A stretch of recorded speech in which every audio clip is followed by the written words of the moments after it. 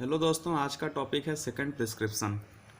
आइए देखते हैं सेकंड प्रिस्क्रिप्शन क्या होता है। ए वर्जन आपको 272 से 277 तक मिलेगा।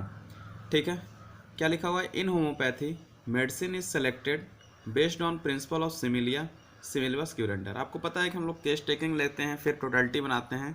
टोटलिटी बनाने के बाद से सिमिलिमम मेडिसिन हम लोग प्रिस्क्राइब करते हैं। तो वही बात लिखी हुई है कि हम लोग जो है मेडिसिन होम्योपैथी बेस्ड है सिमिलिया सिमिलबस क्यूरेंटर पे। ठीक है, फिर कोई पेशेंट आता है, मान लीजिए कि first time well selected medicine case taking के बाद से well selected medicine is given to patient is known as first prescription. यानी कि जो पहली बार पेशेंट को जो मेडिसिन दी जा रही है, पहले बार जब आता है पेशेंट आपसे मेडिसिन लेने के लिए, तो जो पहली बार आप मेडिसिन दे रहे हैं उसको बोला गया फर्स्ट प्रिस्क्रिप्शन। उसके बाद से ड्यूरिंग फॉलो अप जब दूसरी बार आता है of case, more important to physician is to know what is change. क्या चेंज हुआ है? जब दूसरी बार पेशेंट आता है फॉलो अप के लिए, तो क्या चेंज हुआ है, उसको क्या रिलीफ हुआ है, या फिर जो भी सिम्टम में चेंज आए हैं to the patient after first prescription. ठीक है, फर्स्ट प्रिस्क्रिप्शन देने के बाद से जो भी पेशेंट में चेंज आया है उसका इन्फॉर्मेशन हम लोग इकट्ठा करते हैं। The information shall be help him to make the second prescription. उसके बाद से हम लोग जो भी चेंजेज आए हैं इसके बेसिस पे हम लोग सेकेंड प्रिस्क्रिप्शन करते हैं। ठीक है, फिर से समझे मैं क्या कह रहा हूँ। पहली बार पेशेंट आया, जो हमने दवा दिया मेडिसिन दिया उसे फर्स्ट प्रिस्क्रिप्शन बोल दिया गया। उसके बाद से जब 10 दिन बाद, एक हफ्ते बाद जब भी आप बुलाते हैं पेशेंट को, चेंज देख के सेकंड दूसरी बार जो आपको मेडिसिन प्रिस्क्राइब करते हैं उसको सेकंड प्रिस्क्रिप्शन करते हैं। आइए इसको समझते हैं एक एग्जाम्पल से। जैसे मान लीजिए आपने सबसे पहले केस स्टार्ट किया। ठीक है, केस जब आपने स्टार्ट किया तो आपने कोई मेडिसिन दिया, केस लिया आपने और उसकी कोई एक मेडिसिन निकली। मान लीजिए कि उसकी मेडिसिन इग्निसिया निकली। ठीक ना, इग्निसिया आपने जितने भी पोटेंशियम देना था आपने दिया, यानी कि ये आपका इग्निसिया क्या हो गया? फर्स्ट प्रिस्क्रिप्शन हो गया। ठीक है, इग्निसिया क्या हो गया? फर्स्ट प्रिस्क्रिप्शन हो गया। फिर आप कुछ दिन बाद, कोई भी दिन ले लीजिए, मान लीजिए 7 डेज बाद आपने पेशेंट को बुलाया, वो पहली बार विजिट किया, फर्स्ट विजिट, ध्यान देना है, फर्स्ट विजिट। जब वो फर्स्ट विजिट किया तो आपने रीफॉलो केस लिया। ठीक है, और आपको ऐसा लगा कि नहीं अभी आपको इम्प्रूव दिख रहा है, या जो भी आपको दिमाग में आया इम्प्रूव दिख रहा है, तो आपने क्या किया कि मेडिसिन नहीं दिया। आपने मान लीजिए क्या किया, उसे प्लेसिबो दे के बोला ठीक है अभी आपको जो है आराम हो रहा है, तो हम फिर से यही दवा रिपीट करते हैं। लेकिन आप जानते हैं एसएल क्या होता है, तो ये जो एसएल हुआ यही सेकेंड प्रिस्क्रिप्शन हो गया। ये क्या हो गया? सेकेंड प्रिस्क्रिप्शन हो गया। ठीक है, फिर बंदा आया 7 दिन 15 डेज जो भी आया। ठीक है, सेकेंड विजिट किया, पूरा देखिए फिर एक बार पूरा समझ में आ जाएगा। सेकेंड विजिट किया तो आपको लग रहा है कि नहीं अब दवा मेडिसिन चेंज करने की ज़रूरत है, तो आपने मान लीजिए कि नाइट्रम म्यूर दिया।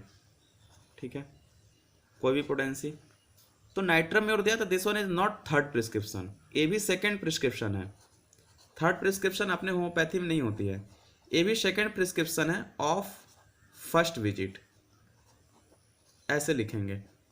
ठीक है, फर्स्ट विजिट का सेकेंड प्रिस्क्रिप्शन, ये फॉलो अप था, फॉलो अप के बाद से दूसरी विजिट आया, दूसरी विजिट में हमने मेडिसिन चेंज किया, तो जो मेडिसिन हमने चेंज किया वो थर्ड प्रिस्क्रिप्शन नहीं हुआ, वो सेकेंड प्रिस्क्रिप्शन ही है, लेकिन किसका? फर्स्ट विजिट का। फिर से समझते हैं एक चीज़ को। मान लीजिए फिर से नाइट्राम्यूर देने के बाद से फिर कुछ दिन बाद पेशेंट आया, थर्ड विजिट किया।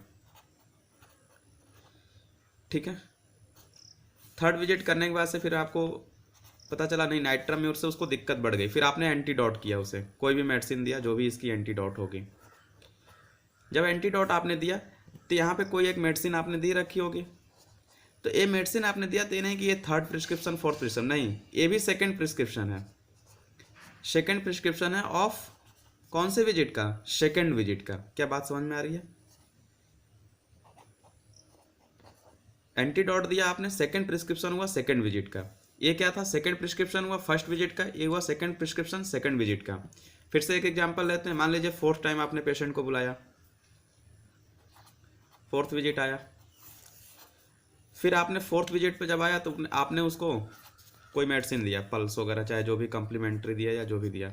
ठीक है, तो ये कौन सा हुआ? कौन सा प्रिस्क्रिप्शन हुआ? ये भी सेकेंड प्रिस्क्रिप्शन हुआ।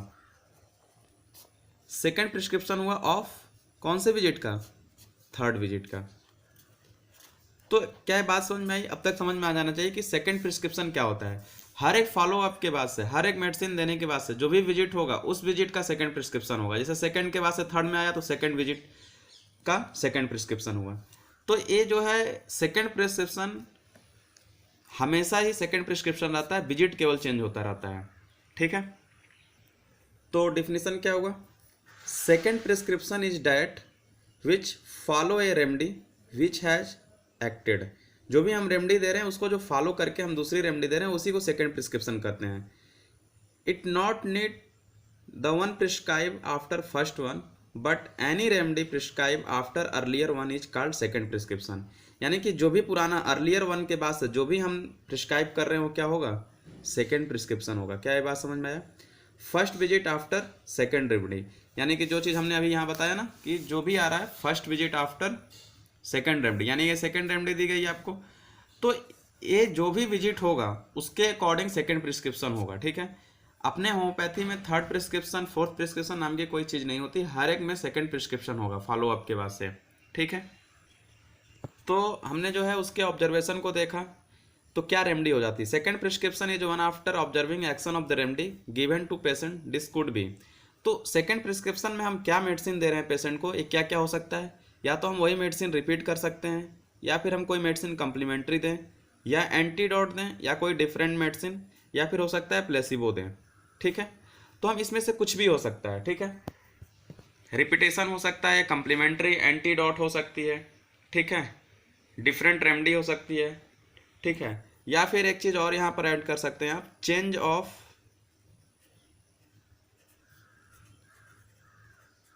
Plan of treatment. Change of plan of treatment भी हो सकता है। तो इसमें आप लोग एग्जाम में अगर आपको आ रहा है पेपर में तो 1 बाय 1 लिखना होगा। रिपीटेशन आपको कब करना है, कम्प्लीमेंट्री कब देना है, एंटीडोट कब देना है, डिफरेंट रेमेडी, या फिर प्लेसिबो, या फिर चेंज ऑफ ट्रीटमेंट। एक एक करके अगर हम समझें अगर बात को, तो रिपीटेशन आप कब करेंगे मेडिसिन की? जब आपको ऐसा लग रहा है कि हाँ इंप्रूव हो रहा है, ठीक है, और वहाँ पर जाने के बाद से कुछ देर के लिए रुक जा रहा है, इंप्रूवमेंट अब उसके आगे नहीं बढ़ रहा है, तो आप वहाँ रिपीट कर सकते हैं। कॉम्प्लीमेंट्री दे रहे हैं, हाँ अब उस मेडिसिन को देने के बाद से बार बार देने के बाद से अब उतना वर्क नहीं कर रही है, तो हो सकता है कि आप उसकी कोई कॉम्प्लीमेंट्री मेडिसिन दीजिए। ठीक है, एंटीडोट आपने मेडिसिन दिया, बहुत ज़्यादा सीवियर एग्रेवेशन हो गया और एग्रेवेशन प्रोलॉन्ग हो गया, तो आप उस मेडिसिन को तुरंत एंटीडोट करिए। ठीक है, हो सकता है कि आपने जो टोटलिटी बनाई है, टोटलिटी बनाने के बाद से जो मेडिसिन आपने दिया है बिल्कुल ही गलत है। ठीक है, उससे कोई रिस्पॉन्स नहीं हो रहा है पेशेंट को, तो आपने मेडिसिन चेंज किया। हो सकता है कि आपको एसएल पे रखना है, प्लेसिबो पे रखना है, तो आप प्लेसिबो भी दे सकते हैं। यानी सेकंड प्रिस्क्रिप्शन में प्लेसिबो हो सकता है। वाइवा में बहुत ज़्यादा पूछा जाता है कि बताइए सेकंड प्रिस्क्रिप्शन में क्या प्लेसिबो सैक्लाइक हो सकता है, तो जी बिल्कुल हो सकता है।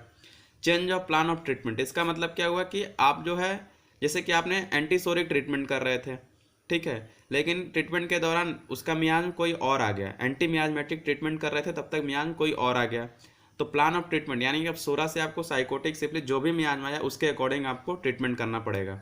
तो ये इसमें से कुछ भी हो सकता है। ठीक है, सेकेंड प्रिस्क्रिप्शन में। ठीक है, जैसे यहाँ पर हमने थोड़ा थोड़ा सबके बारे में लिखा है। Repetition of first remedy, this is done when there was an improvement of disease but symptom start reappearing. ठीक है, वही बात हमने बात है, इम्प्रूवमेंट हुआ है लेकिन फिर से अपीयर हो रहा है, तो वहाँ पे आप रिपीटेशन कर सकते हैं। ठीक है, लेकिन हमें पता है ना रिपीटेशन तब तक नहीं करते जब तक इम्प्रूवमेंट होता रहता है। ठीक है, तो तुरंत नहीं करते हैं, वेट करते हैं। चेंज इन पोटेंसी में क्या हुआ? चेंज इन पोटेंसी में रिस्पांस बहुत ज़्यादा नहीं हो रहा है, उसके बाद से आपको लग रहा है कि यही मेडिसिन बार बार आ रही है। नाइट्राम्यूर आ रही है, 200 दिया, लेकिन 200 देने के बाद से आपको लग रहा है कि नहीं नाइट्राम्यूर फिर से रिकेस लिया, फिर से नाइट्राम्यूर है पेशेंट, तो आप थोड़ा सा पोटेंसी चेंज करके देखिए। तो पोटेंसी बहुत ज़्यादा इंपॉर्टेंट रखती है।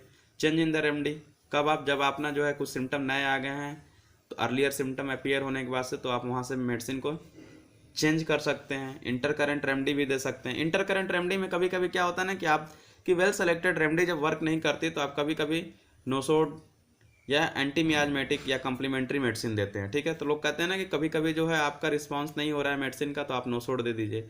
तो नोसोड देना भी एक क्या है, सेकंड प्रिस्क्रिप्शन के अंदर आता है। अल्टरनेटिंग रेमेडी है, प्लेसिबो भी आप दे सकते हैं। ठीक है, जबकि आपकी अगर मेडिसिन एक्टिंग कर रही है, स्टिल रिएक्टिंग है, तो आप प्लेसिबो भी दे सकते हैं।